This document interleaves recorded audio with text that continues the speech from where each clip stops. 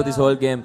But in all honesty, I feel like if I was the Earthshaker, I'd probably just look to pressure the lane that Viva is in, because Viva is probably going to be the most trouble for them. Because Viva is the one with the most potential to keep split pushing. I mean, Ember does too, but that's if you keep track of the remnants. So the amount that you can push is limited.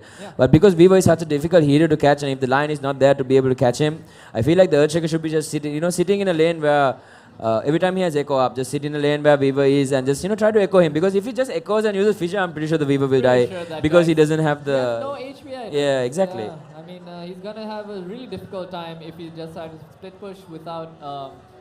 you need to split push lanes really fast and get out. And with the items that he has right now, he can't really do that. He has to stay in the lane, use Sakuchi to do more damage onto the creeps. And it just takes way too long. And we see this Lifestealer, he has his Yasha, he has his armlet, but he still doesn't have anything to get through the Juggernaut's armor. The Juggernaut has 16 armor, and it's so much armor that they can't really do much damage. So looks like we're actually going to run into... Yeah. Okay, so here we go. Searing chains onto the Jug here. Looks like they're going to be able to control him. The arrow is going to connect as well. Lifestealer is going to pop up. The Remnant is going to be enough to help Ember Spirit get out. Jug is going to finish off this egg here. But the Earth Spirit just barely dodged by that Juggernaut with that Echo Slam. Echo Slam coming out onto 3 Finger of Death as well. What a play coming out from Panda Empire. Wiping 4 heroes. What an Echo Slam coming out from Earthshaker there. I was just like, okay, it's going to be a casual chase, and then all of a sudden from the side, here comes Mr. Shaker, and that's exactly what you want to see. Not those solo Echo Slams on a flame-guarded Ember Spirit. But, in that fight, the Phoenix got a good egg off, but he didn't hit his Fire Spirits. If he hit his Fire Spirits onto the Juggernaut, the Mirana and the other heroes, he could have actually survived, and if that egg went off, they were really clumped up. The Earth Splitter and the AoE skills from Elder Tide would have actually done a lot of damage onto them, and they could have turned it there. But unfortunately, they don't. The egg does not go off, and they just get slammed. I mean, really heads up play coming out from Walking Dead there. Just use Omni Slash on the Lifestealer almost immediately to dodge that Earth Splitter. Yeah. So really good, really cool heads up play actually there by him. Yeah. But anyway, Edge is going to be claimed by the side of Panda Empire. It's going to go towards the Mirana, who has been doing a lot of work on their side, already sitting at 11, 0 and 11. So looks like the Viva is going to get dusted up. He is a fast frog. Will there be enough lockdown to control this Viva is the question. Looks like there is not. So even with that face boots Yasha on the Juggernaut, it's not going to be enough to catch up to him. He's going to use those bugs. I'm going to start right clicking the bugs to get a decent amount of gold. Deny the range creep. There we go. Yeah, 34 gold per bug is actually a lot of money. Yeah, it's pretty good actually. I mean, just start right clicking. It's too bad you can't cleave them, but end of the day, gold is gold. Yeah, that would be nice if you could cleave them. But it's like, when you cleave Broodmother Spiderlings, when you have a crit and you just get all of it, and it's like, ching, money, money, money, money, money. Very satisfying when you do that. And we see the Phoenix not really getting too many items here. The urn coming from the Phoenix doesn't do too much in this game. I mean, they're not really getting many kills. It's not really helping too much. The Lifestealer is looking like a lackluster pick. It's not really doing much.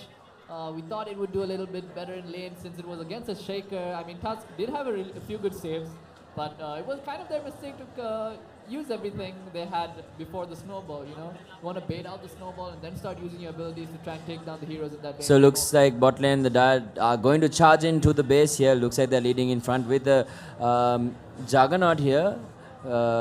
Phoenix diving in, going to use those fire space, do a little bit of harass damage, but not going to dissuade the Dire team by too much. The Mirana once again just hitting from afar. Juggernaut obviously can use his spin and right click. Bugs going to be used. Once again, the Searing Chains connecting onto the creeps there. So very unlucky for the Ember Spirit there. Going to clear out both the waves here. But anyway, Mirana trying her best to bring this tower down. Jug also moving on to the high ground. Blink, but no. Okay, stun comes out onto the Ember Spirit. Immediate hex there, but the Omnisash is there. It's not going to be enough to bring down the Ember Spirit. Ember Spirit is going to be able to jump to his Remnant. Mirana goes down. The Aegis is gone. Now Juggernaut in a lot of trouble. Echo Slam onto 3. Once again coming out from this Earthshaker here. But only the Elder Titan is going to fall. Everyone else is so low. The Lifestealer is armlet toggling, and the Mirana comes back to life, and they manage to bring down the Phoenix as well. And Earthshaker actually has picked up an Aghanim Scepter, going to get a stun off onto the Weaver here, but looks like they're going to focus on the objectives once again. Nice blink stun coming out from that Earthshaker once again, but Sukuchi, invisibility is invincibility. They're going to try and work down on these range racks, but Lifestealer and Ember Spirit are here. Spin comes out from Juggernaut. They did not get the range racks, but one good thing about it is it does not regen. So here comes Moonlight Shadow. Do they have the vision on these cores? Looks like they do not. So it looks like the rest of the heroes on the side of the Dire team are going to back off with their range racks intact. So they do manage to hold off without using too much there. I don't think anyone used the buyback. Ember Spirit did manage to get out the first time. So that was a bit of a bit of disappointment, but end of the day, really good hold coming out from Death Pact here. Yeah, and they did hit the melee racks actually. Oh no! Oh yes, no! This is not the fifth. This is not the third time. It's actually no. the fourth time you've taken the melee racks for the range racks, but it's okay. It's fine. I still love you. It's fine. Someday I'll figure it out. Someday you'll figure it out. Yeah. Anyway, we see the item progression of Lifestealer. It really hasn't improved much at all. I'm not too sure what he even gets at this point. It's super hard. I'm not sure what would win in the game here. Maybe a basher or something that, I mean, it's like they don't have any lockdown in these fights. They go on someone and immediately they can counterplay in these fights. The Phoenix Egg is always a bit early and it doesn't really go to the place. Ooh, looks like Viva actually dies in the top lane, pushing alone to 5 heroes. I mean, you don't push out the lane if you don't see them on the map, right? I mean, usually you don't, but when you're a Viva, you're not too afraid. But when you see a lineup like this with so much lockdown, I think you should be you know they afraid. have Blinks online and Earthshaker. I mean, yeah, you play scared. Yeah, I think you just play scared. I think just because scared. the fact that the line has a blink dagger itself is enough to, because really good players can always cancel your Lincolns from far away using mana drain and just blink in and immediately hex you, and that's going to always be enough. Yeah, especially if they have detection on themselves, because otherwise you can't really do that without detection. But having detection is very key when you're playing against Weaver. Hopefully, both teams do keep detection for each other. Yeah, I mean, one thing cool about Weaver is that when you get dusted, if you do time lapse, you do manage to remove the dust. So because of that reason, you can be a bit elusive. Yeah. But then again, you know, if you have multiple people carrying dust, I think you should be fine anyway. Yeah, I mean, Weaver right now doesn't pose as a threat at all. I think the only hero that poses as a threat are the supports with their ultimates. That's the only thing that's coming, like, you know, riding on their hopes, I think.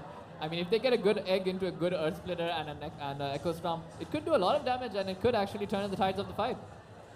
So once again, Dire team changing things up, this time going into the top lane. Going to try and bring down this T3 tower. It's pretty low. The healing ward has been deployed, and that's going to heal the Juggernaut out to a pretty good percentage. The fissure arrow combination is not going to be good. Blinking coming out from most of these heroes. Another 2-man Echo Slam this time, but not going to do too much. Here comes the Juggernaut Omni Slash, and that's going to be enough to bring down the Weaver as well as the Phoenix. Ember Spirit also dies to the Mirana. Lifesteal also goes down somewhere else. 3 buybacks coming out on the Ember Lifesteal as well as the Phoenix here. They're going to try and fight Ember Spirit using that side of fist, getting those Militrum Pox. Here comes the Phoenix Egg. Looks like they're going to try and focus it down. Will it be enough? Looks like it will not. The Mirana is going to have to decide to back off, and so is the Jug, leaving this poor Earthshaker all alone. He's going to have to face 4 heroes and he's not going to make it.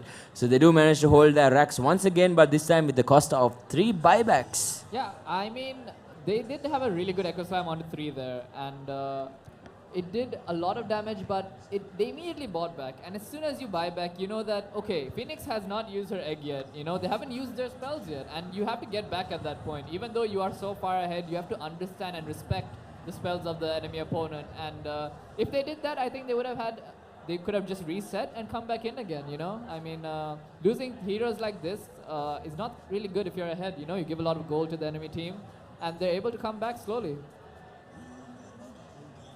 So we see the Radiant team pushing forward here. They're looking to take the mid tower. Fire Spirit's being used. Fire Spirit's being used on the tower to make sure it attacks them really, really slowly.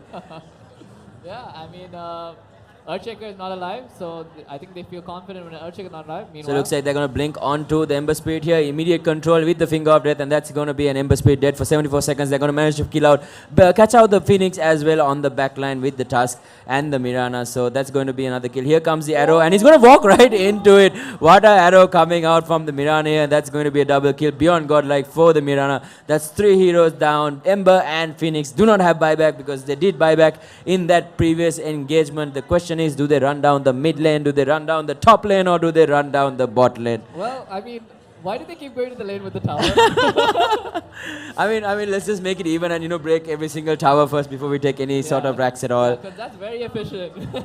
So they're going to... I mean, they could have taken a racks on the bottom. Oh, and we see a jump in here by the Juggernaut with an Abyssal Blade and immediately takes down that Elder Titan. So that was a very quick buyback into dieback from that Elder Titan here. So looks like the first set of racks is going to be claimed by Panda Empire after taking down 3 T3 towers, by the way. Yeah, so they're gonna. So looks like Mirana is going to move bot lane, and looks like Jug and the rest of the gang are going to move to the top lane. Lifestealer and we were the only two alive. Can they mount up a defense to kind of help their team get back on this horse? But I do not think so. Here comes a blink in from the Juggernaut. Will it be enough to bring down the Lifestealer? And then man fighting is going to use that. Going to use that Blade Fury, but nice 3-man Echo Stamp rage on the Lifestealer, so he's not affected by it. But once again, a team wipe. So this Earthshaker has been on point with those Echo Stamps. It's been pretty crazy, and I think that will be the end of the game for Team Death Pact, and there it is. The GG is being called, and Panda Empire with another dominating performance and some amazing Echo Stamps to turn the games around. Yeah, I mean, even the Tusk and the Mirana, like everybody played really well in this game. The Juggernaut split push really well. I mean, I think everybody deserves a lot of praise this game since they all played individually really well. Yeah, I think everything started off with the Mirana obviously just managed to get a solo kill onto the Ember Spirit at level 3 itself. So that kind of got the ball rolling and, you know, got them into the action that they needed. And then really good rotations coming out from the Mirana to join the team, get those arrows off, get those bonus kills obviously, you know, even though the Earthshaker and the Tusk were making extremely aggressive movements without the vision that was necessary. So that was something that they can definitely work on. But end of the day, just small mistakes kind of cost the Death Pact team. I think if Phoenix had stayed in the top lane, they could have destroyed the Lion as well as the Juggernaut, and there was nothing that they could have done. We would have had much better farm, so we would have had some sort of impact in this game. Jug obviously after getting the Battle Fury, he realized that there is no way that they kill him. So because of that, with the high armor that he has, so he can just go and split push anything and just Blade Fury TP out and it'll be perfectly fine. Mirana the same story, you know. Every time they managed to get a kill somewhere, Mirana was pushing another lane, already hitting those objectives, like you said, you know, focusing on getting those towers, because it is called Defense of the Ancients, not kill the enemy as much as you can. So that's definitely something that they have definitely improved on. So it's good to see teams growing, and obviously with the competitive spirit coming from the SLT eSports Championship, everyone wants to get their hands on that amazing prize pool. So something to look forward to. Riled up, you know, they're so eager to do well in this tournament and earn a place in one of those spots. And yeah, that's going to be end of this game, and we'll see you pretty soon with another game. So we'll hurry up. So hopefully we'll have another game up pretty soon. Not exactly sure what the game will be, Not sure. but you know, we'll be taking a short break and we'll get back to you in a while. Yeah, see you then.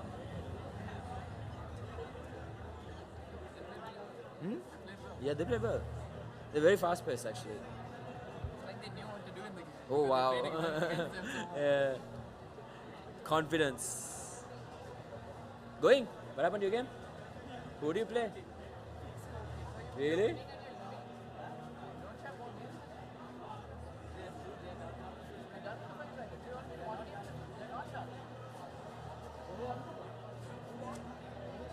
Panda Empire. They destroyed.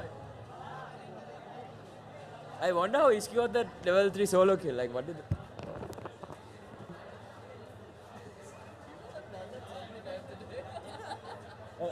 at least I didn't. It was like that.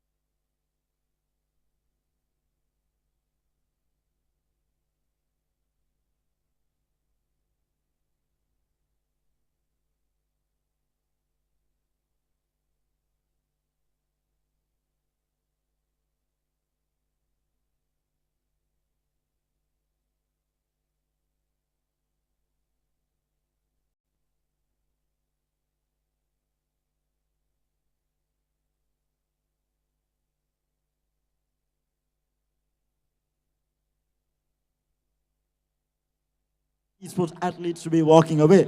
So right now, I'm here at the simulation project car simulation arena where the Red Bull has given us the racing seat alongside the steering wheel, the pedals, and all the works basically. So I'm going to see how it pans out. I'm going to go up against a professional racer. On my right side, we have a professional racer who is going to be racing against me. Let's see how he fares against me. I'm fairly new to the game, so let's see what happens.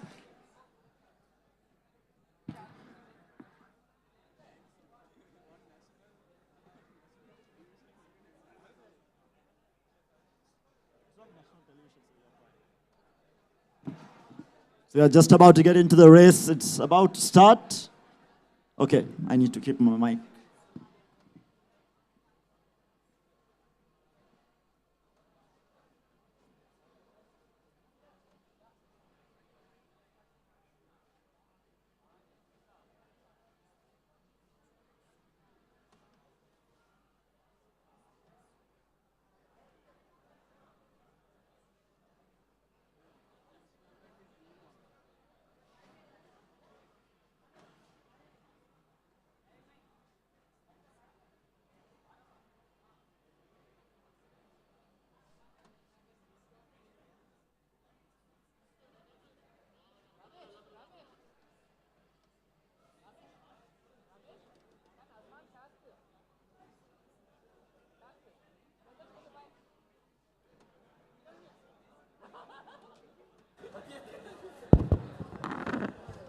So I'll be doing the play-by-play for Terra's racing here, obviously.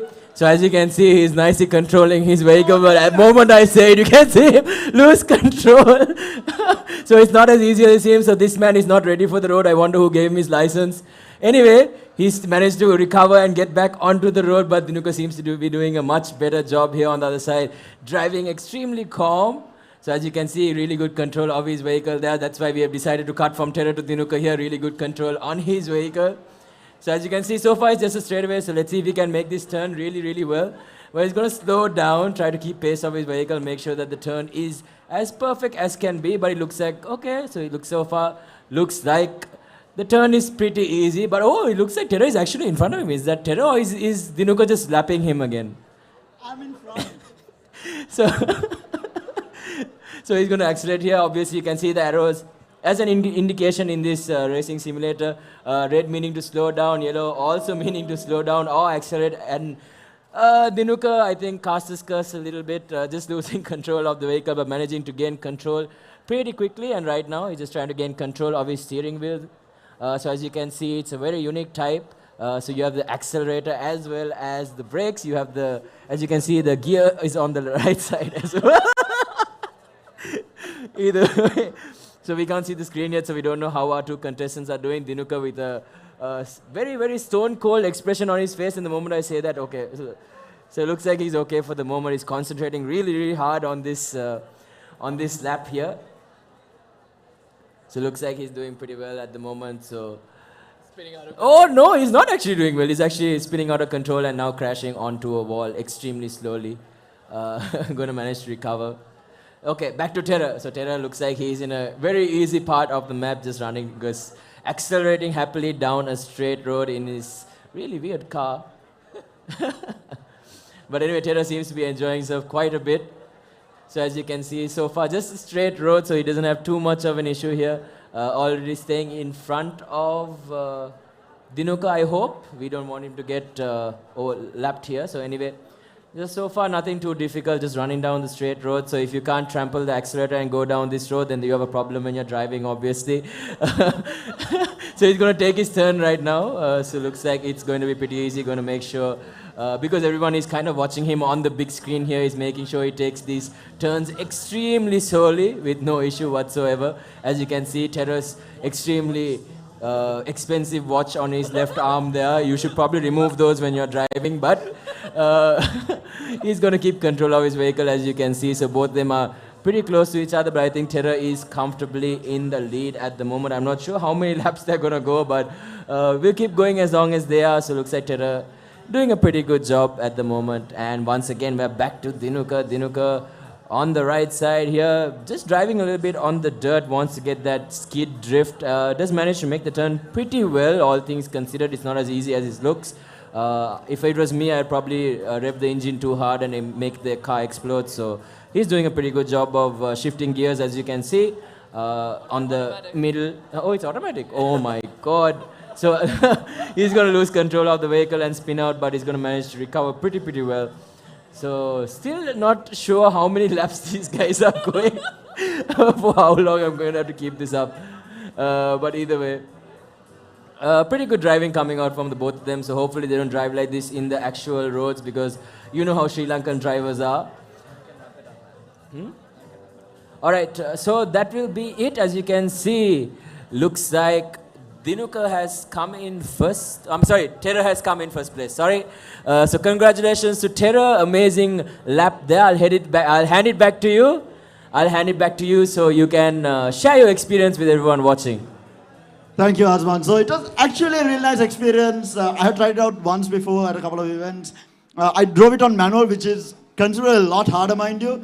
On automatic, it's just about keeping your acceleration and braking at a constant speed. So one of the mistakes for anyone who is trying this out, do not use both legs when you're driving. So just like driving a normal car, you don't use your accelerator on one foot and the brake on the other foot. You use the same foot for the accelerator and the brake. So basically the same concept applies here. You cannot be pressing the brake and accelerating at the same time. So that basically is the concept of the game. If you can manage that, you can drive on automatic. But manual is a whole different ball game. It's considerably a lot harder shifting while keeping your concentration on accelerating and braking. This is why races are very highly paid and it's very competitive and it's very dangerous as well. So if you all want to try out the actual experience, I would suggest you all to switch in to a manual mode and try the pedal shift as well as the normal stick shift, the normal shifter as well. And you all can get a proper racing experience here at the Red Bull stall at SLT eSports Championship 2018. So it was a really good experience, and I saw throughout the entire day a lot of people trying it out, but I think most of them were trying it out on the automatic, so I would suggest them to try it out on manual to get that, real experience of actually driving a racing vehicle. And it is honestly very accurate when it comes to driving on with the manual. It's very hard. And if you are not accustomed to driving, it's going to be very hard for you. Anyhow, I think we have a CSGO match ready. We will be getting live onto that. It will be over to the casters, who is going to be Azman, taking you all through the play-by-play of the CSGO match between Evox and Zyphos. So, Azman, back over to you. Thanks, Terra. And once again, we are now back at the SLT Esports Championship, game between Zyphos Academy and Evox Marauders. Joining me as my co-caster here, or actually the main caster because he knows more about the game than me, is Gishan. Hi, Gishan. How are you doing? Good evening. How are you doing? I'm doing pretty well. So, who do you think will take this game? I think it's a game between two pretty good teams, Zyphos Academy and Evox Marauders. I think you must be knowing most of these players, so you probably know who will probably come out on top. Well, I know the guys from Zyphos Academy, so they've been playing for a long time. So Evox being the underdog today, so the chances are towards Zyphos Academy. So the pistol round is on the way, and Ignite gets a good first pick. So obviously, CSGO being a numbers game, having that advantage is always good to have, especially in a pistol round. Yeah, actually it's good to have numbers advantage in every round. So Ignite is doing the right thing right now. And he gets a fight with Nubek, and Nubek managed to win that fight. So now it is a 3-on-4 situation here, as you can see, and Nubek once again managing to bring down one down from the side of Zyphos Academy. And currently, so far, we have 4 terrorists on the side here, but a lot of kills going around, and looks like 2 have been cleaned up by the counter terrorists here, and looks like everyone has been wiped out. So the first round is going to go towards the side of Zyphos Academy, which means they will be having that economy advantage. Yeah, right now, recently we got a economy meta update from Valve, so the losing team has more chance right now to get extra $500 for them to invest in, or they can just full save it and go for next main buyout, like before all out and go for rage buy here. So what kind of meta are we looking at currently in the CSGO scene? Main one is the economy.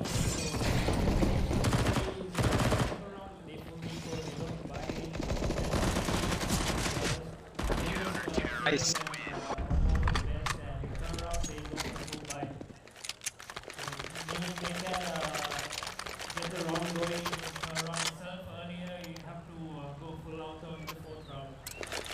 So talking about certain maps, I think this map is called Inferno, if I'm not mistaken.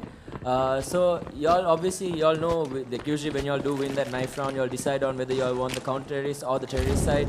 So is there a specific side that favors in this map or no?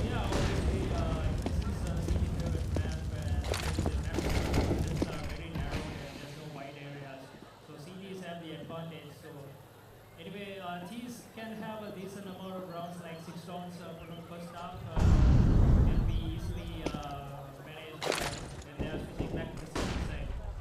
But then again, to get the 6 rounds, they need to have good setups. Like they need to use their utilities well. Rush and Ignite and J takes it out. Good contest coming up from Ignite and J in the tournament. Yeah, I mean definitely. I think they already managed to get 2 rounds, so they are fully armored and they have all the utilities that they need. And I believe there were 2 players on the side of the terrorists. We did purchase P90s in the previous one, so they probably still have a bit of an economy issue. So what do you think they look to do in this situation? They should have gone for a full eco this round because the economy is really bad and some of them didn't have proper armor to deal with cities. Almost down here. So they should have eco this and they would have got a pretty decent money in the next round. They could have gone all out and come up with a good strategy to beat the cities. So as an experienced veteran in the game itself, I think you probably have played in this map quite a lot. So what kind of tactic would you go for if you were playing on the terrorist side? Depends on how cities play. If the cities are aggressive, we try to punish them by holding spots and playing like very passive angles. If the cities are passive, we go aggressive. Like we the opposite of what opponent is doing. So right now, as you can see, once again, the Marauders have decided to force buy, I believe, or have they managed to full buy this time in this round?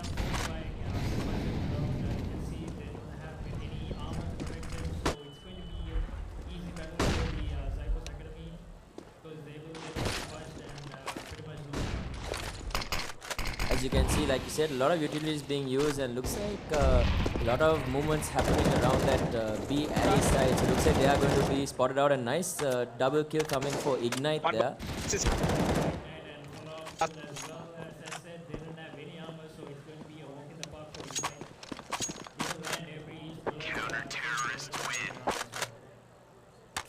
So like you said, pretty easy round, and obviously not taking the economy into consideration is definitely creating a lot of problems for the Marauders here. Obviously not being able to full buy and get those AKs that are they still as strong as they used to be back in the day, where you still have the one-hit headshot, or have they changed it since then?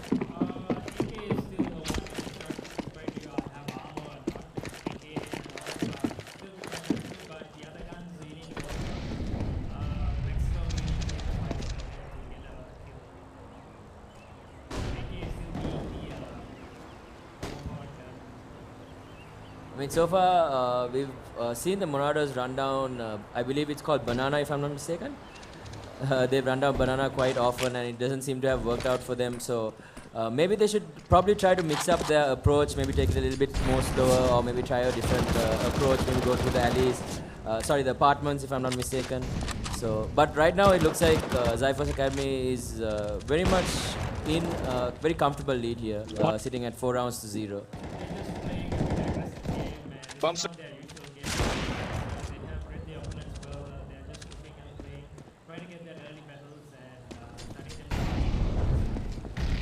I mean, you can tell how experienced most of these players from Zyphos Academy are from the way they move. They're checking every single corner and making sure that no one is around and just trying to make sure that they safeguard themselves, because obviously they do have that advantage in terms of economy. So losing a weapon or something could kind of hurt them, but I think at the moment they are pretty comfortable economy-wise. They have money in the bank. You see Minato saving 10k and Jay with another 10k.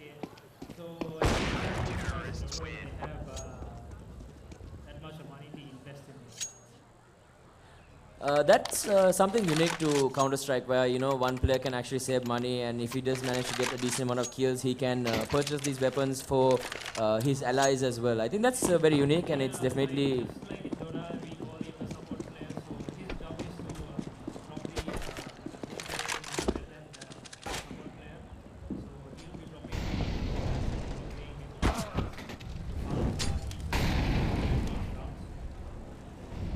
So it looks like this time, right at the start, it's a special going to go down. Nice AWPing coming out from Grimbo, if I'm not mistaken. So managing to get that AWP. So now it's a 4-on-4 situation right now. Looks like both the teams are just playing a little bit passive, waiting for one of the other players just to make a mistake so they can get that numbers advantage. But they are getting the information they need. So looks like Grimbo will slowly start making his way. Obviously, something that's very unique to CSGO is obviously having that ability to hear sounds. I believe. I think just being able to hear footsteps is enough information to let you know exactly where the players are. Bombs.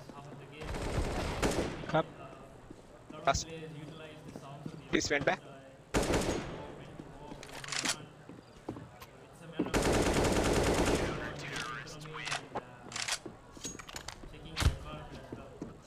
So I think you touched on roles, like you said for Dota, you have roles in CSGO as well. Would you like to just walk us through exactly what the roles that we have in CSGO are? two entry pickers. Pickers are the most aimers, the better aimers, the one ideal, of course, and EST developer, as well as the worker. And there will be two supports. So support's job is to protect the entry pickers, and their role is to, in case the entry picker dies, they have to trade the kill. So there is a lot of strategy involved, obviously. Like you said, supports are saving up money so they can buy the better players, the weapons, as well as, you have your really good skilled players who basically enter the site or enter the areas where they think an enemy will be and try to get that advantage. And if he's not able to, then you have the second entry who basically trades, if I'm not mistaken. Yeah. So there are a lot of ways to approach the side in this side. Some there are entry who are passive because they enter and there's a strategy like smoke everywhere and support players like guide they normally the because suddenly enter the side. So there are moments when you do accuracy, there are moments when you do accuracy. So it depends on the situation how your opponent is playing and we can execute the strategies.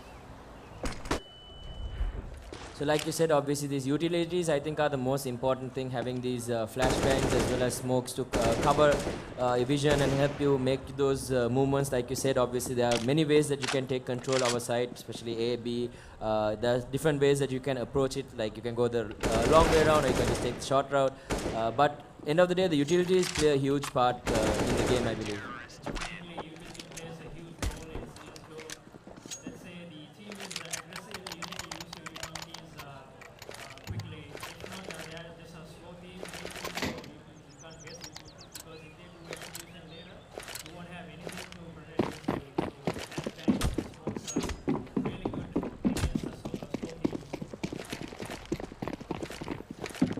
So what do you think in this situation, what do you think Marauders can do to kind of climb their way back into the game? I mean, they're currently 7-0. So what do you think they can change up to kind of help them gain the advantage here? Academy is peaking every round in it, so they can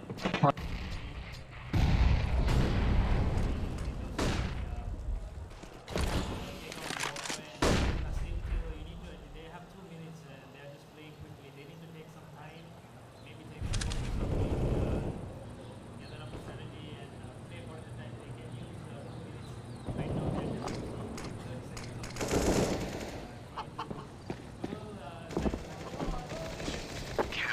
Nice. Yeah, I think maybe they should just kind of take a little bit of a breather and kind of regroup and just talk within each other and kind of figure out exactly what they want to do. As you can see, they're just spending the gold as like the bucks as soon as they get it. So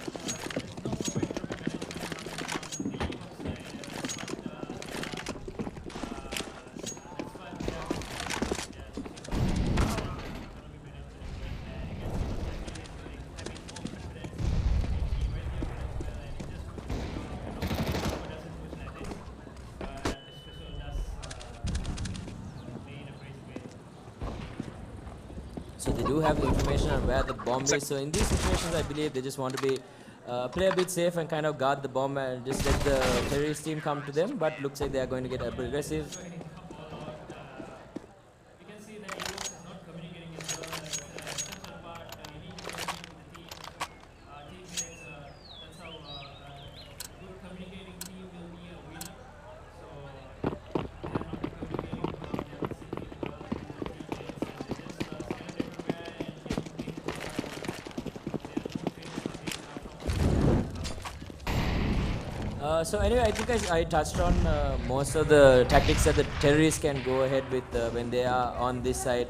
But I don't think we covered what the counter-terrorists can do the best. I think one advantage that they definitely have is the fact that they can get onto the sides much faster than the terrorists, and that gives them the positional advantage.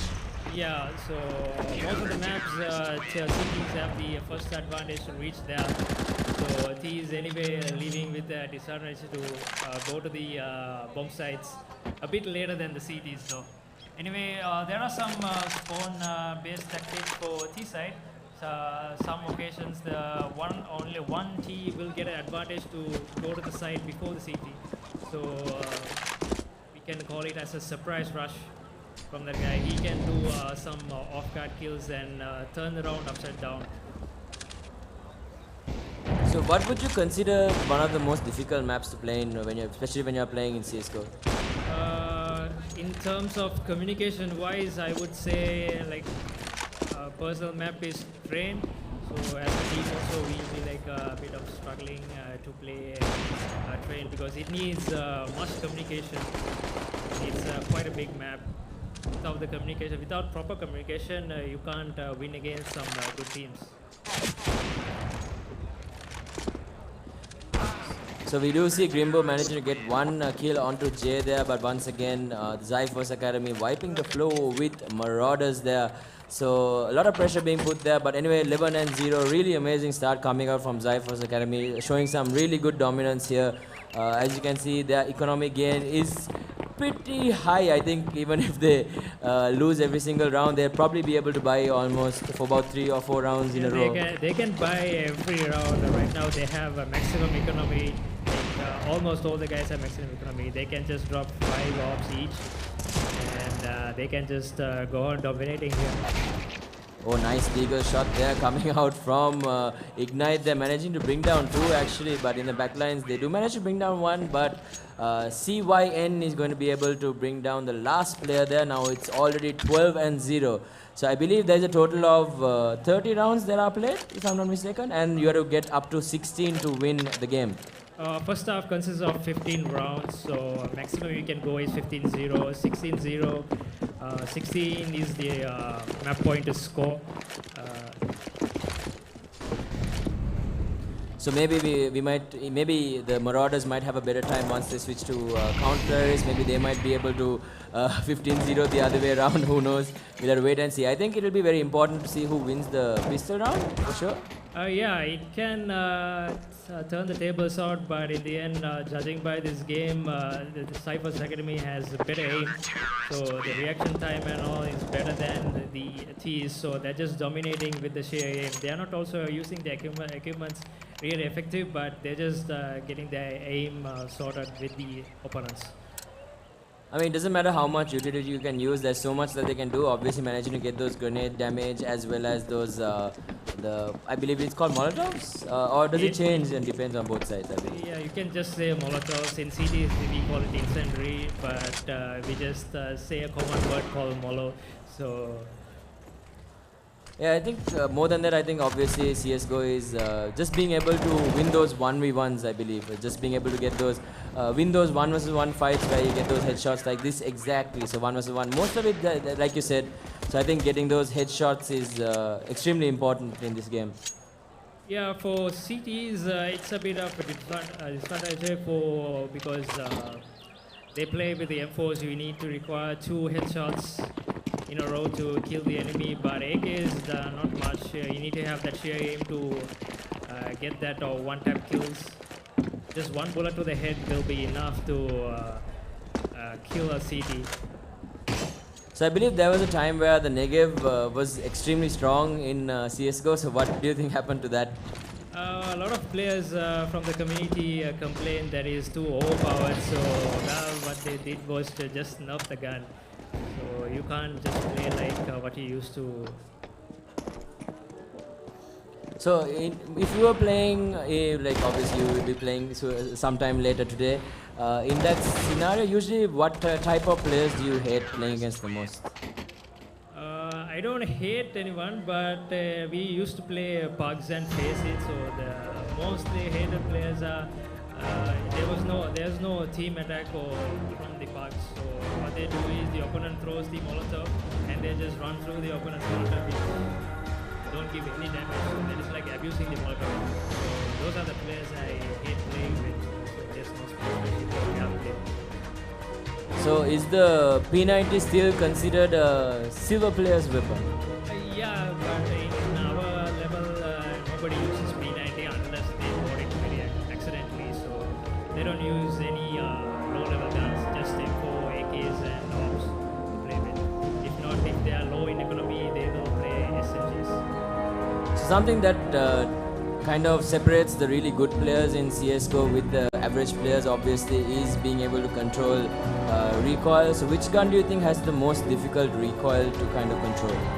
Most difficult gun to master is, I would say, AK-47. The M4 is pretty much easy. It's a basic pattern from 1.6 days, but AK is a bit different, not like 1.6.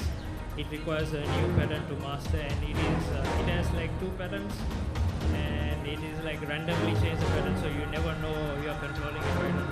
So you have to like have that marksmanship in that gun. So just how many hours do you think a player has to like basically commit to get better at CSGO? To get better at CSGO, he needs to put at least 100 hours for 2 weeks. So that is the average hours to like in order to help yourself grow in the game. I would say 80 to 100 will be ideal timeline to improve in CSGO. So in order to like become a pro, you need to at least have 3000 plus semi-pro, and you need to have 6000 plus to go beyond that. So anyway, it looks like we might be potentially coming into the last round here. So this time Zyphos has taken their stance in the terrorist side here. Will they be able to close things out? As you can see, Evox have managed to make a few purchases here and there. Obviously we can't get into it too much, but already we see the terrorists making their way quite aggressively actually. Very unique movement here. We didn't see this coming out from Evox, the Marauders in the previous game. So it's a very long loop, but they've already managed to bring down all 4 players. So just one left, and that will be almost a perfect game, I believe. Yes, 16-0, and maybe is it the first 16-0 we are seeing it today? I think so. So do you think there will be more 16-0s to come in the future, or will this be the only one? No, I'm not going to jinx it though, but let's hope not. So there you have it, ladies and gentlemen. I believe Zyphos Academy coming out on top, 16-0, flawless game against the Evox Marauders. So obviously we got to pick a brain of a very experienced CSGO veteran. So thanks a lot, Gishat, once again. So we'll be taking a small break and we'll be coming back with more gaming action. So stay tuned to see what comes up on stage next. We'll be taking a short break and we'll catch you in a bit.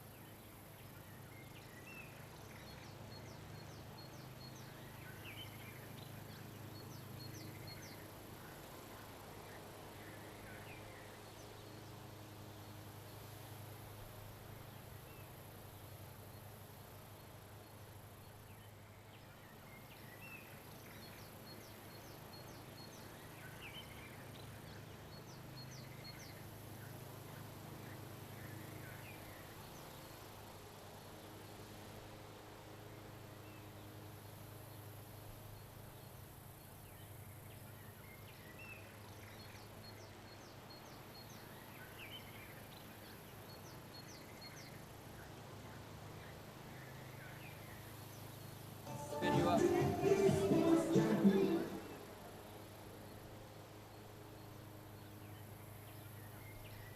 Welcome back, ladies and gentlemen, and we are here at the single player section, basically, where we'll be taking a look at one of those games that have taken the country almost by storm. So we're going to talk about Fortnite and the game that it has become today, obviously, throughout a lot of patch changes. I think the most recent one is now version 6.21, I believe, so certain changes have been made. So just for the SLT eSports Championship, to show how big this tournament is, just for the first time we've been introducing Fortnite as a competitive title, and we actually had about 193, over 200 people registering and taking part. So the whole day we have been extremely busy. So already we have 2 players who are setting up, and we're just waiting for them to get ready so we can get into game and see how things cover. So how the game works is basically, it's a 1 versus 1 format that we are going with, where both the players will be landing. One will be landing at Salty and one will be landing at Retail, and then they will be having they have 3 minutes to do their looting and get whatever they need, the shields and everything. They can, I believe llamas are not allowed, but materials can be farmed as much as they want to, and then they will start their build battle for about, they have a 7-minute period where they can build battle until either one person dies or the time runs out. So the moment 10 minutes are up, which means 7 minutes of fighting, the player on the high ground will take the win. So as you can see, we're waiting for both our players just to finish up their, they have their own peripherals, they want to play with comfort. We have certain players who like to play with their controllers, and we have people who love to play on PC as well. So as you can see, these people have been bringing their own apparels from home. They've set them up, they have their own headphones, and obviously they have their own skins and a lot of amazing things that come along with the game. So how it works is, right now it is pretty much a spray down meta, but if you do manage to get explosives in this meta right now, the version 6.21, you are actually set pretty much really well, just because of the fact that the changes that have been made, the rocket launcher, now even if you are in a 1-by-1, you can do 25% of the damage that is dealt by a direct hit, even if they are covered with the materials that they have used to build. So as you can see, so other than that, of course, you have your natural, you have your assault rifles, you have your P90s, you have the shotguns, obviously for close combat. But the main thing here will be, can you outbuild your opponent? Can you out-aim your opponent? Obviously, building mindlessly will not get you anywhere. You need to be able to shoot and aim, obviously. So there is certain factors that affect your aim as well, but mostly with ARs or snipers as well. So it depends on the sniper that you get. So you have a variety of snipers, as you see. You have the bolt action. I believe the semi-auto has been vaulted, so that is no longer available. You have the heavy. I believe I just said that the bolt is there, yeah. So anyway, the unique thing about the snipers is there is a dip where when you shoot it, the bullet will drop down. So as you can see, our player on the right side, actually he's just going to go in to a playground mode and see if everything is in working order, whether he's building and everything is in order. So till then, if I can get a referee to come and talk to me.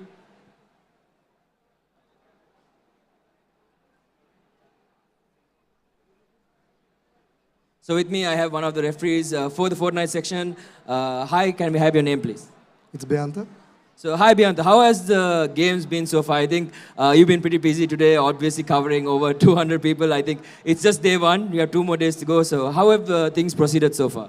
It has been rusty in the beginning, but everything seems to be going fine right now. So what do you think about the turnout and the skill level of everyone that has kind of come and taken part in this tournament? What I think is, it's all about playing smart. So what do you mean by playing smart? It's not about your aim or whether you can build well. You need to combine it together and work it together somehow. That's all. So even if you don't aim and you shoot the gun, there's a chance that you hit the other guy? It's all a brain game, dude. It's all a brain game, okay. So obviously you probably would have seen quite a few players. So have you seen these 2 players play before? No. All right, so we'll see how these 2 go. Hopefully, if you can check for me with that, done with that setup, so I can have a quick interview with them so we can get on with the game and just kind of showcase what Fortnite is about. That would be appreciated.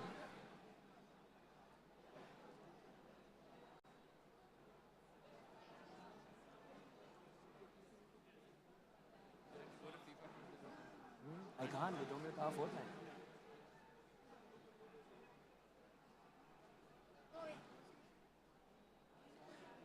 So till a player on the left actually settles down, I would like to speak to this little man over here and just find out what he's going through.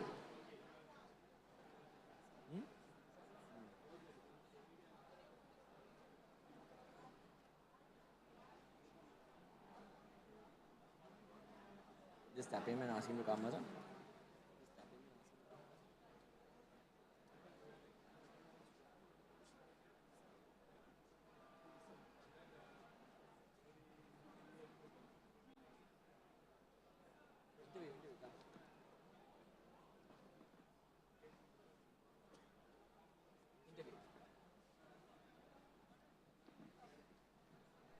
So with me, obviously, I have both my players. We'll start with our player on the right side. Hi, what's your name? My name is Sachin. So, Rashan, how are you feeling coming into this tournament? I feel pretty good. Yeah. So, how long have you been playing Fortnite? I've been playing since season 2, like 6 months. So, you've been playing quite a while. So, obviously, you've been through a lot of changes. Do you know anything about your opponent today? No, nothing. So, basically, you're just going to give it your best and try to take home the victory. Yeah. All right. So, there you have it. Moving on. Hi, Mazam. What's your name? I'm Dan. Dan. So, how are you feeling coming into this Fortnite tournament? Not overconfident, but pretty confident. Not overconfident, but pretty confident. So, do you know anything about your opponent on the right side? No, not really. So, what is your game plan coming into this tournament? I mean, there is quite a lot of people taking part. So, do you think you'll be able to take number one spot? Yeah, I've been practicing a lot at home and playing pubs, so I'm pretty confident. All right, so I'll let you guys get back to it so we can start off the game if the referee is ready. Are we ready to start the game? Yeah. All right.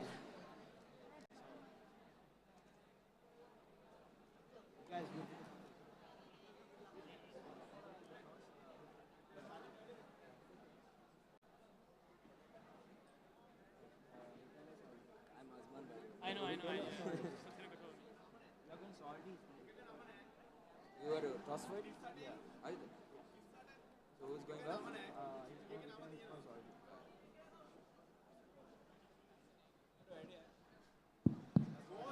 So we're just waiting for both our players to get ready, join the party so they can get into the playground mode so we can start the game. So I believe our player on the left will be landing at Salty Springs and our player on the right will be landing at Retail Row. So there are certain areas in Retail Row that are not allowed to be landed at as well. So the certain area called Blacktops is not allowed to be looted. So he can basically use the residential area to farm whatever loot he needs. But as you can see, both these players have a lot of skins. So usually when you have a skin in the game, you're usually good. But nowadays the trend is to kind of have a default skin with a cape or something. You call it being a fake noob. But either way, we're just waiting for both them to set up at the moment. But we should be getting into the game sometime soon, hopefully.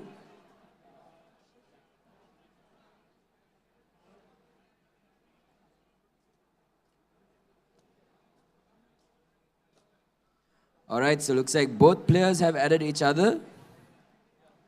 So hopefully they're getting to party, and that should be it. Okay, so looks like we're ready to get into the playground mode.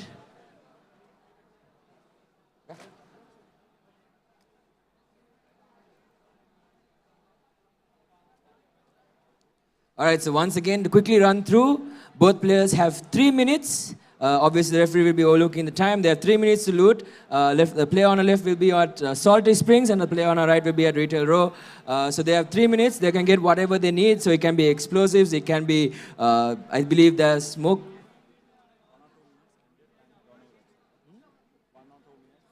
Okay. So do I send it to you or? Come back there. I'll get come back there? In the stream here. Okay. So it looks like we'll be getting into games. So obviously one player has to go. So anyway, once again, 3 minutes to loot, 7 minutes to fight. So we won't be taking too long. We'll be just trying to cover it. Just short and sweet, obviously. So anyway, just waiting for both the players to jump out of the battle bus. And the moment they land, the timer will start. And then from there, looks like, oh, they have to change teams. But anyway, that's perfectly fine.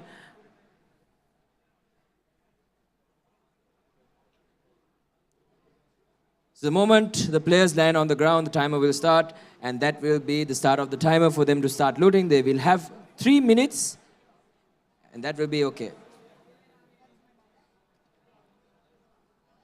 So as you can see, our player on the right will be landing at retail row and trying to find as much loot as possible. So usually you want to break in through the roof and work your way down, look for those golden chests, exactly like that, and they will drop you the weapons that you need. But most importantly, shields. So what shields are in this game is something that gives you an extra layer of health, take a little bit of extra damage, so that way you don't take you can basically last for much longer, because obviously certain weapons do a decent amount of damage. You have weapons such as the Scar as well as the Pump. The Pumps, usually shotguns at point blank range, can do over 100 damage. So that will basically take you down in one shot. But then you also have Scars, which basically headshot is about 60 damage from max range, so which is great. So as you can see, both players, they will always do this in certain games just because of the fact that getting these materials is extremely important. So these materials, the wood, the brick, as well as the metal, each build at their own unique levels. So metal, as soon as it fully builds, will be at basically one of the strongest materials, and then wood is going to be the one that starts at the highest HP, and then brick is something in between. So they'll be wanting to farm all three of those in 3 minutes. But sadly, we won't be able to catch the full game. We'll be taking a small break, and we'll be heading back to Terra in a little while. So till then, catch you soon.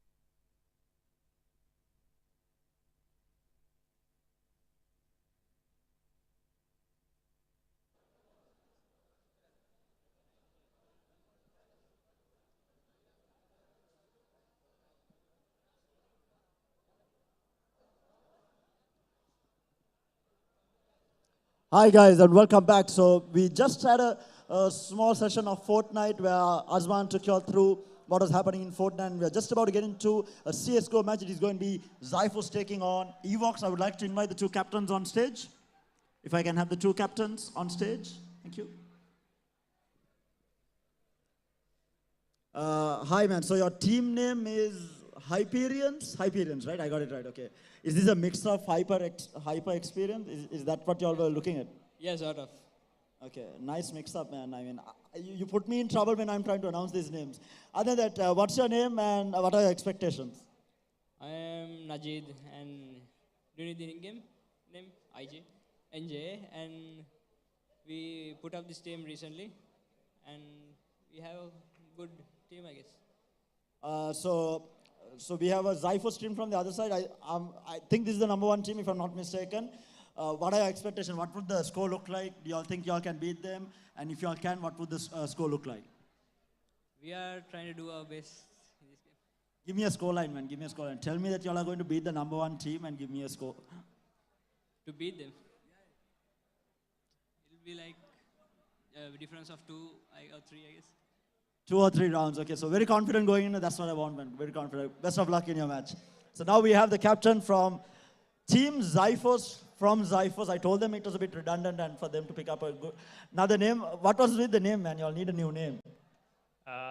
We are just going like international standard, like what to have one parent name. So we just stick with Zyphos.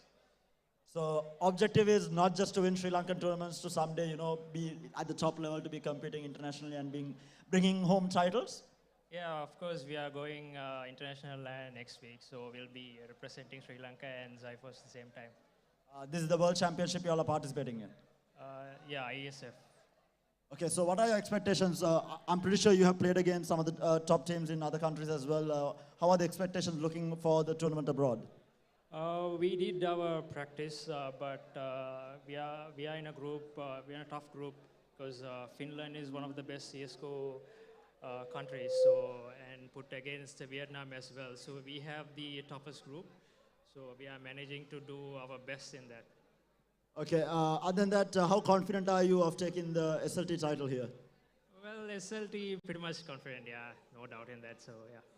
Okay, so very confident. Anyhow, best of luck, man. Hope you all give us a good match. So there you have it, guys. The two captains representing Zyphos and Evox. Zyphos team being the #1 team in the country and representing Sri Lanka in the coming days at the ISF World Championship as well. So definitely a really strong team, probably the best team in the country as well. It's going to be interesting to see whether there is going to be a team that can give them a good fight and take away the title from them and prove them wrong of being the best team in the country. We'll have to wait and see. So we'll be getting into the game shortly. It will be Azman taking you all through the play-by-play as well. So we'll be cutting short to him as well. So do stay tuned in for some very exciting CSGO action here at the SLT eSports Championship 2018.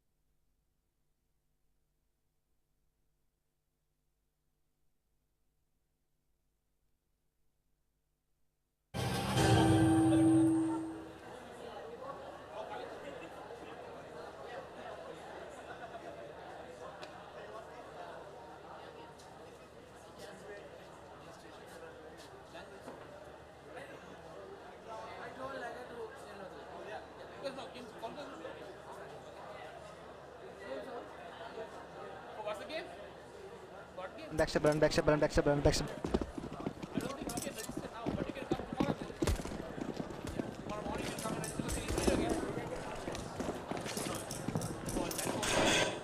Clear, clear.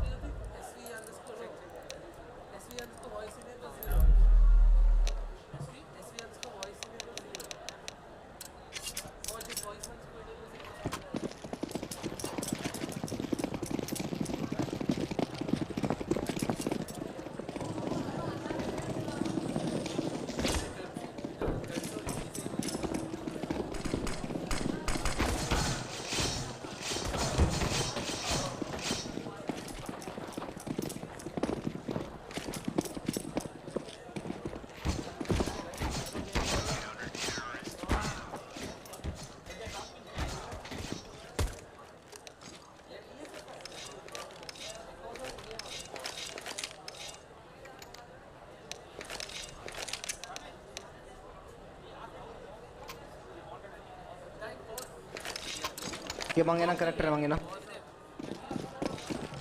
Okay.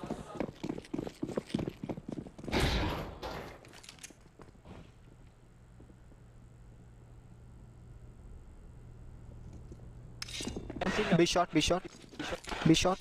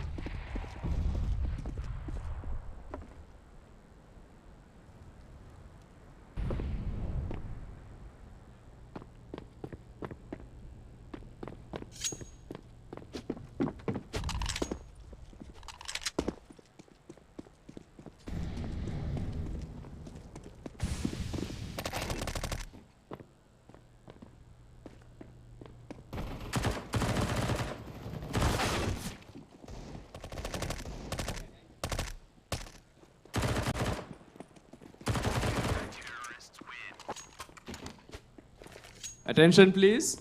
Any players who have registered for Fortnite, please head over to the individual games area that's on the left-hand side of the hall. Any Fortnite players who are in the hall right now, you're needed, or there'll be walkovers given for your matches.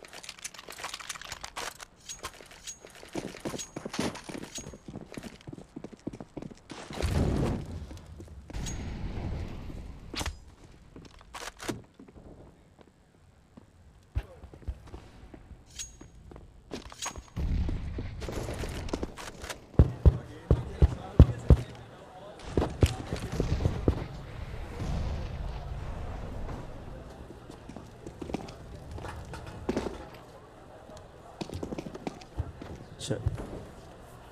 Hello guys, so we do have a CSGO match happening. It is going to be Team Zyphos taking on Evox Hyperion. It's a bit of a mix of hyper experience, I think.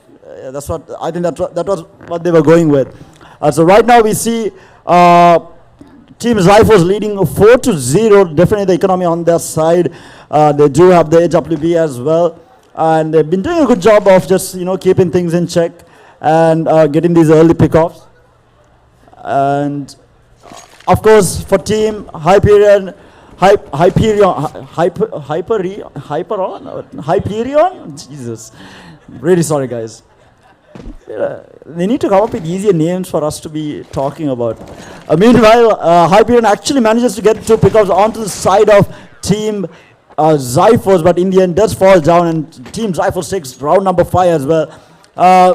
A tough game for Hyperion for sure. This is considered the #1 team in Sri Lanka. They're actually representing Sri Lanka in the upcoming World Championship as well. So they're definitely up against some really tough competition, and it's just showing how good the team Zyphos is in CSGO. I mean, to be able to represent your country on an international stage.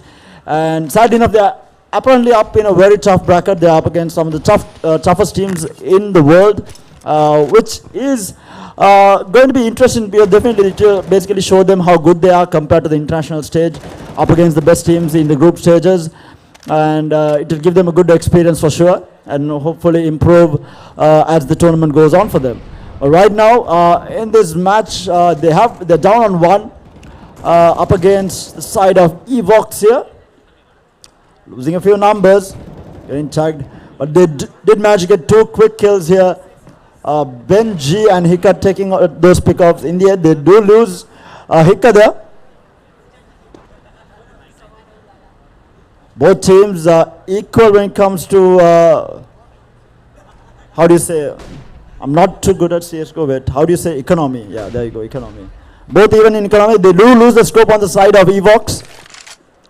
Left to the 2 AK-47s. The scope on the side of Zyphos looking for a pickoff. Very patient here. I'm pretty sure these are headshot mechanics. If someone peeks here, they're going to get headshotted down, because that's the level at which he's keeping his crosshairs. I'm getting the terms right.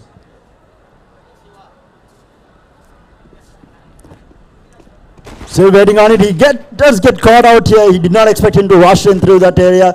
Zyphos might actually lose this. It might be the first round loss here. But as I said, Zing Zong. Is it? Oh, Lager. Lager gets a pick off onto Zing Zong. Up against 1 here. And they do win the round. I think the bomb was defused. They were defusing, right? They were defusing the bomb. What? Okay, they didn't go for the plant. Okay. So they were saving the weapons on the side of Hyperion. They did not go for the plant. And they will return the AWP on the side of Hyperion. And economy seems even for the time being.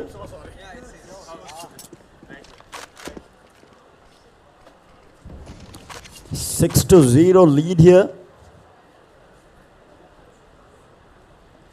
We are looking at Lagger. Let's see whether he does have any lag, or whether he is as good as everyone claims.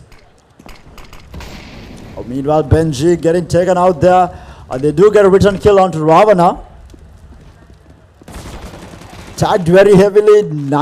NJ does manage to get the kill. Zyphos down on numbers here. Up against 5 on the side of Hyperion, but they're losing out on HP here. And Diablo 0 does go down. Stormfire also on a sliver of HP there. They do manage to take out Hika as well. Still up in numbers. Does manage to get the plant off. Very low on HP here. Just 1 hit. 4 HP. If he does fall down, and yes, he does go down there. So now they need to defend the plant here. Ravana also on a sliver of HP, but he does have the scope, so able to keep his distance for those range pickoffs. Going in here by the defense is going to be successful from Zyphos eSports, and they will claim that round as well.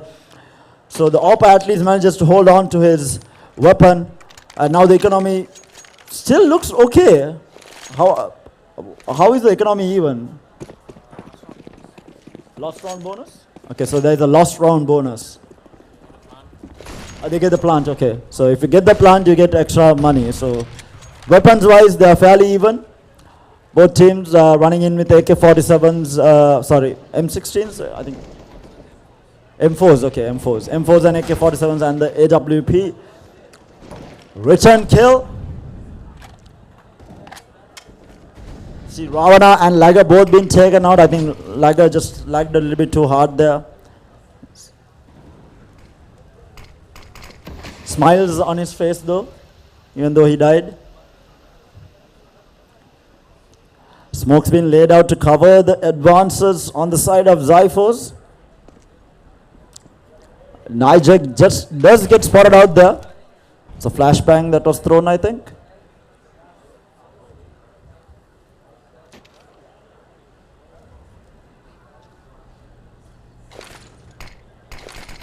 So there is armor on two of these players. Zing Zhang and Diablo both having armor. Managed to get Hell's Stream. But immediately Zing Zhang and Storm 69 gets taken out there. And he's up against two, does get taken out, and Zyphos up to a very comfortable lead here, 8-0, doing extremely well for themselves, proving why they are the best team in the country. They might not even drop a round in this match. We'll have to wait and see though. So economy is not too great now. Stormfire running in. They actually managed to still get an AK-47. So still doing okay weapons wise, but they don't have armor. Only two players have armor. Rest of them don't. Whereas everyone from Zyphos running in with armor and all the flashbangs and grenades that they can have, and Molotovs as well. They do manage to get two pickups, running in with 5. Hyperion in trouble. They lose Diablo as well. Hiccup falling now quite low there.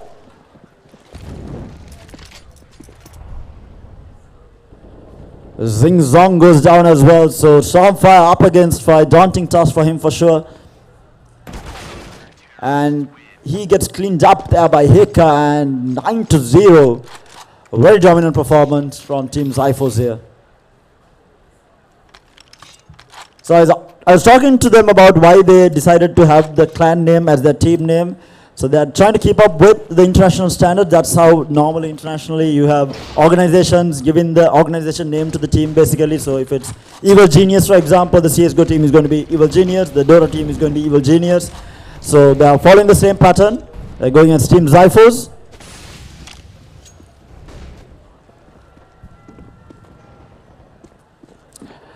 Niger and Zingzong both getting taken out. Diablo falling down low. He gets picked off as well. So down on numbers. Up to Ravana. A solo mission for him. Manages to take out Lager. Running in. Might get knifed down. There by. Who was that? Wait, Hellstream. Just a bit of a finishing touch. Showing off skill. 10-0, 5 rounds for the win. Oh, 6 rounds for the win, 16. Oh, 15 to draw, okay.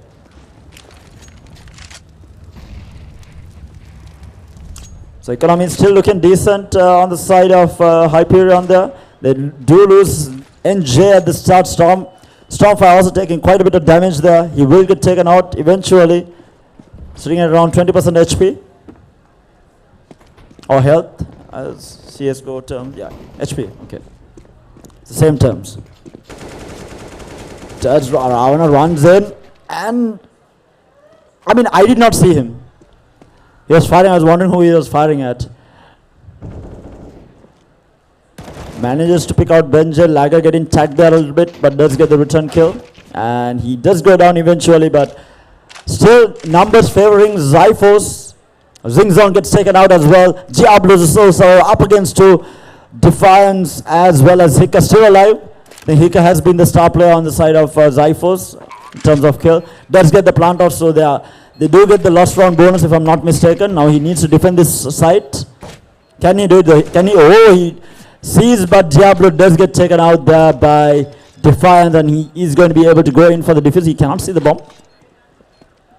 He is going to get the, I think someone else was going for the defuse there. So Zyphos takes round number 11 as well. What a dominant performance by them.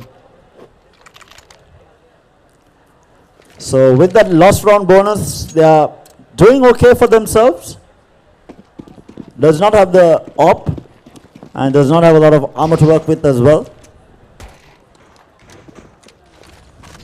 Initial Molotov grenades been thrown out by Zyphos, making full use of that economy that they have.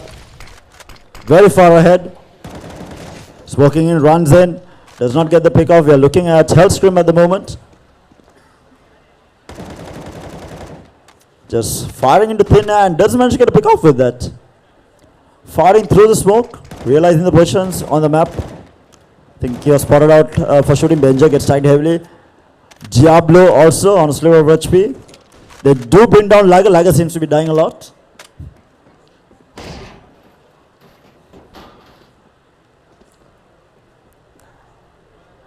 Dead or alive, he still has a smile on his face. Let's go, Lager.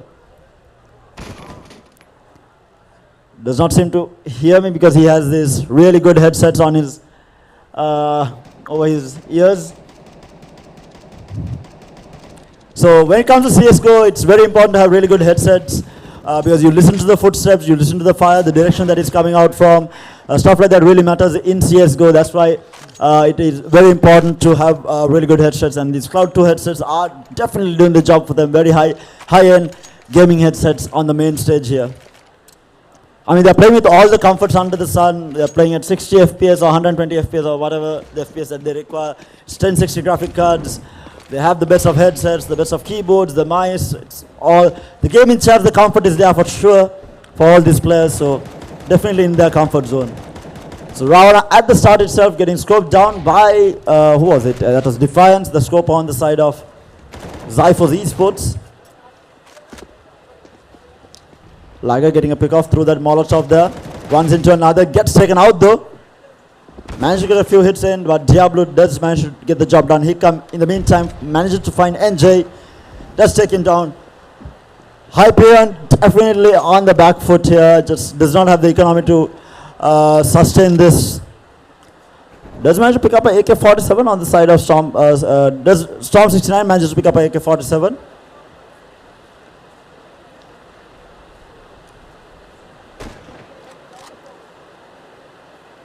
Pretty much a one-sided match for the time being, at least. Like I said, it might finish in a 15-0 matchup score here. 13-0 right now. Going for these final few rounds, it looks impossible for Hyperion to come back into the game. Look at the economy that Zyphos eSports have. They have 40,000. It's a lot of money to work with. They can even throw a few rounds and they will still not be affected by it.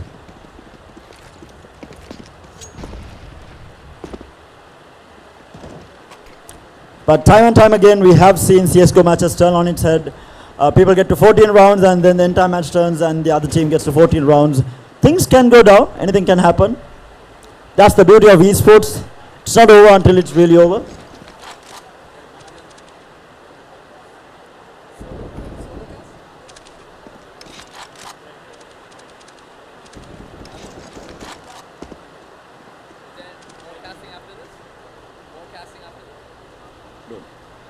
So Hyperion down to their last survivor, NJ. Can he clutch it out? Can he get a round for his team? Benja, Hellstream and Defiance both quite alive. Rotating in. The bomb has been planted, I think. Yeah, the bomb has been planted. So bomb has been dropped, I'm sorry. And NJ gets taken out as well. So 14-0. 2 more rounds for the win. Last round for the first half.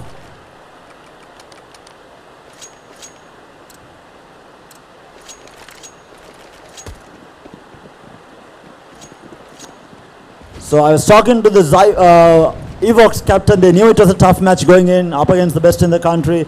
It's definitely a daunting time. Immediately Rana gets taken out there, but does manage to get a return kill onto Hellstream there. Stormfire getting the scope there, or the frag as you call it.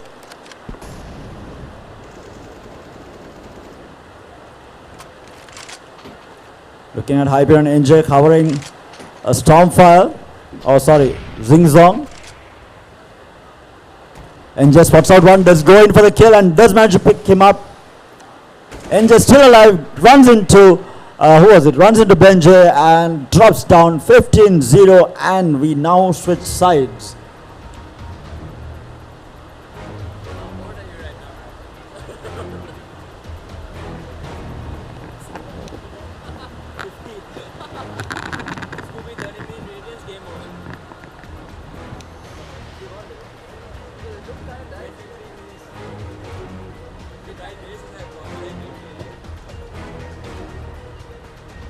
So we are switching sides, waiting for the two teams to ready up, I think, or is it just the delay? Okay, so 1 minute for the next half to start. I was talking about CSGO in the morning as well. CS is a very old title, not CSGO as a whole, but CS, Counter-Strike as a whole, is probably the oldest esports title in the country. Counter-Strike is where we all had our beginnings, all the esports athletes, at least the older athletes here who has been around for a really long time. CS is where they got their start. We all started playing CS, and then only we switched into other games. And people who stuck around, they are still there. I mean, we see the likes of Lager, then Hellstream, Hicka. These guys have been there forever, and they are coming in with a lot of experience going into this game. A lot of skill as well. I mean, CSGO requires a lot of skills. They need to be pinpoint accuracy, and these guys have been showing why they are the best. And they match up quite well against international teams. I think they went abroad to India last year, or last year, right? It was they went to India last year for the ROG tournament, if I'm not mistaken, and they managed to come in at third place, which is a good achievement to a Sri Lankan team in an international stage. I mean, hats off to them. All the practice and dedication paying off on their part, and that is what we want. We want esports to prosper, and for that we need that dedication and practice going in from these athletes taking part. And Zyphos is showing what experience and good amount of practice can do to you. And I was talking to the captain on the side of Zyphos. They've said that they've been practicing really hard going into the World Championship as well. I think they're leaving the country on Monday. So right after SLT eSports, they'll be representing the country at the World Championship, ISF World Championship for CSGO. We have a League of Legends team going as well. There was another game, I think it was League of Legends, CSGO, and wait, what was it? Tekken. So we have Tekken representatives, CSGO, as well as League of Legends. So League of Legends and CSGO both, we have the top two teams in the country, very strong. Even the League of Legends team, they proved themselves in the international stage, going up against the best in South Asia, and they did manage to, I think, put up a good show against the likes of Pakistan, India.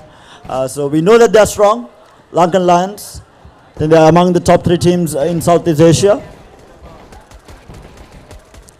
So match point for Zyphos, Team Zyphos, and they seem to be cleaning this up really fast. We might have the match ending right here. Ravana, the last man alive, and he does go down, and that is Zyphos. Team Zyphos from Zyphos taking home the win against Team Evox Live. Team Zyphos will be moving forward in the tournament, in the running for that cash prize at the end of the day. It's a lot of money on the line for them as well. So they seem very confident. When I spoke to the captain as well, they were like, they seem to think it's going to be smooth sailing into the finals as well as the win as well. Sadly enough, Evox will be getting knocked out of the tournament.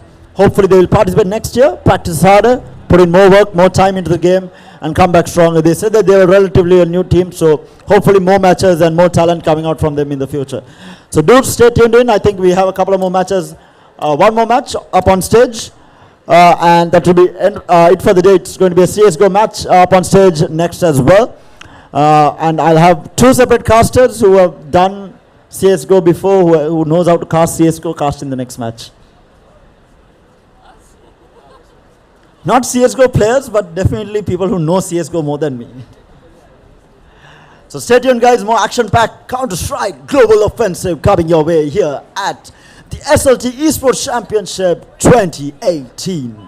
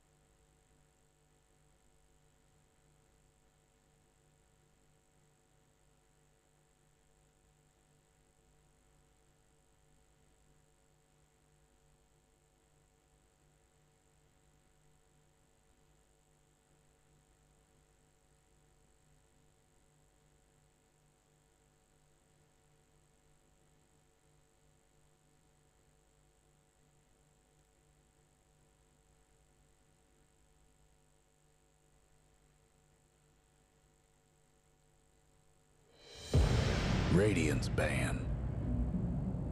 Dyer's Radiance ban. Radiance ban. Dyer's ban. 10 5 seconds. Dyer's. 10. Dyer's ban. Radiance ban. 10 seconds to go. Dyer's pick.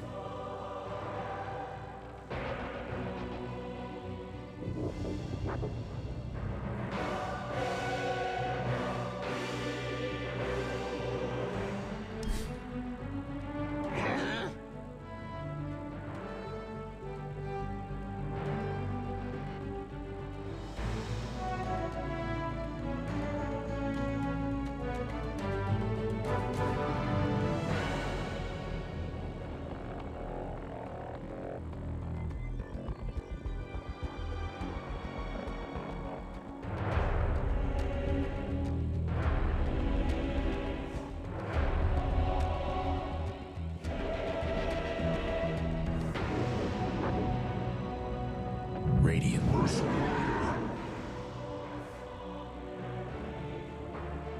10 seconds to go. 5 seconds.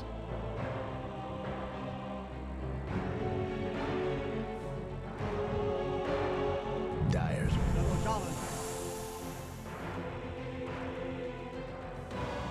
10 seconds to go. 5 seconds.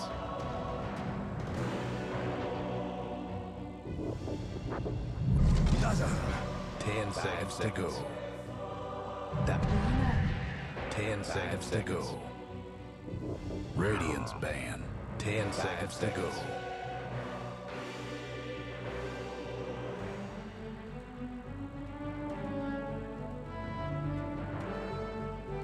Radiance pick.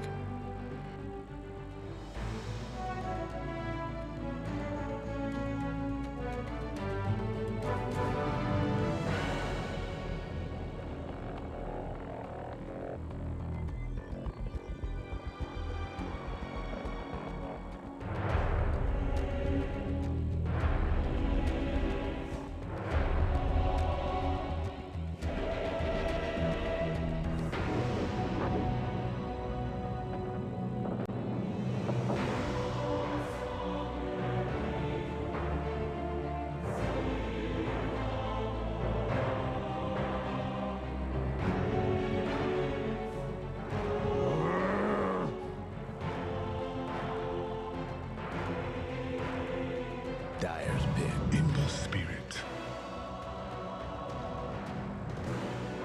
10 seconds to go. Seconds. Monkey King. Now take the pick. Team.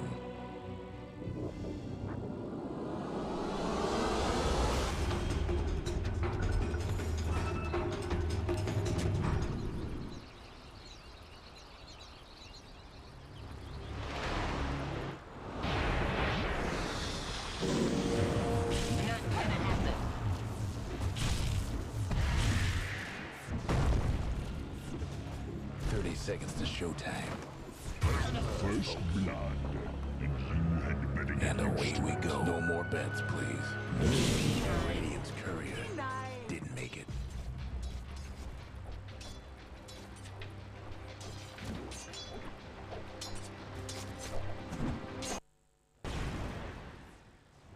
Seconds to go. Spill blood. The game is on.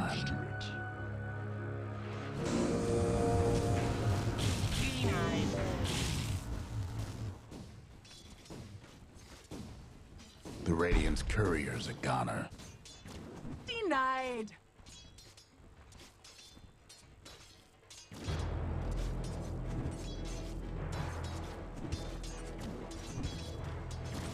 Denied.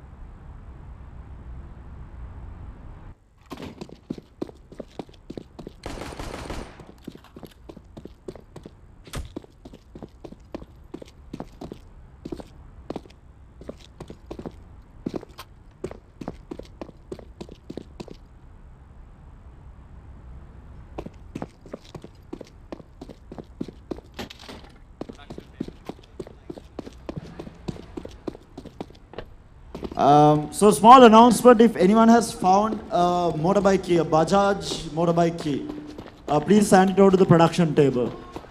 If anyone found a motorbike key, a Bajaj motorbike key lying on the floor, please hand it over to the production table.